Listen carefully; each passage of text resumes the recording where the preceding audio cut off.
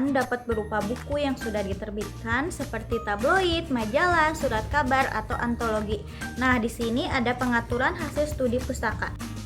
Yang pertama, keterangan yang mendukung karya ilmiah hendaknya dicatat pada kartu hasil studi pustaka.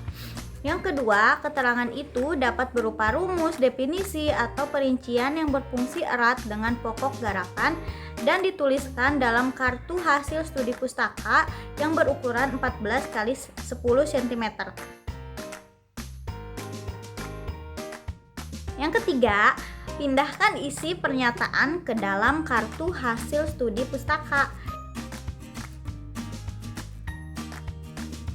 Yang keempat, tuliskan pokok masalah pada sudut kanan sebelah atas. Yang kelima, di bawah pokok masalah cantumkan data kepustakaan seperti pengarang, tahun terbit, judul buku, tempat terbit, nama penerbit, dan nomor halaman.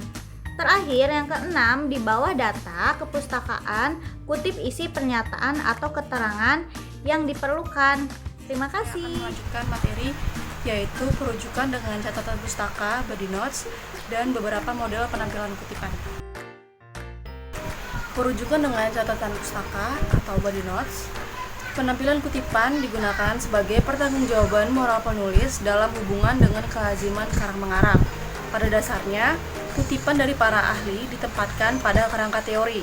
Secara dominan, kutipan ini ditempatkan dalam kerangka teori. Namun, tidak dilarang juga menempatkan dalam bagian lain, contohnya seperti latar belakang, pembahasan, dan sebagainya.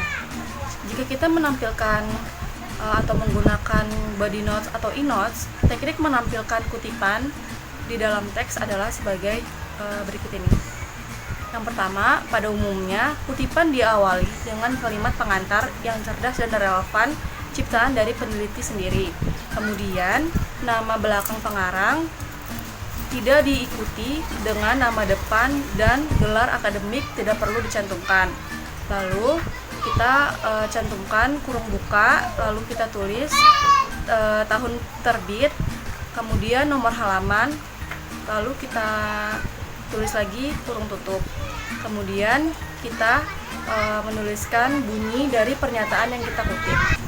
Setelah menuliskan perujukan dengan catatan body notes, kemudian di sini saya akan menjelaskan tentang beberapa model penampilan kutipan. Yang pertama yaitu nama pengarang sebagai kutipan, terus nama pengarang setelah kutipan, kemudian nama pengarang 2 orang, nama pengarang 3 orang atau lebih, kutipan lebih dari 5 baris, kutipan dari kutipan, kutipan sama dari beberapa sumber, dan kutipan dari internet. Sekarang saya akan menjelaskan perujukan dengan catatan kaki atau footnotes. Footnotes adalah catatan yang ditempatkan di bawah halaman yang sama dengan nomor pemarkah. Berikut ini adalah istilah-istilah yang digunakan sebagai perujukan untuk kerangka teori suatu karya tulis ilmiah.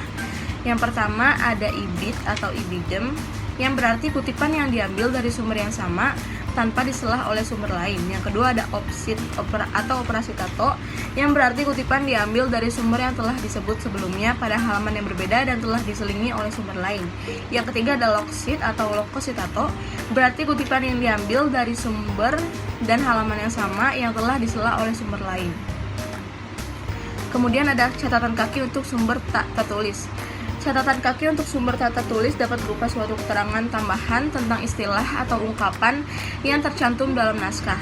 Catatan kaki diletakkan di bagian bawah halaman dengan dibatasi oleh garis sepanjang 10 pukulan dari rias kiri, jarak dari garis pembatas ke catatan kaki 2 spasi. Nomor catatan kaki dinaikkan setengah spasi di depan penjelasannya dan diberi kurung tutup.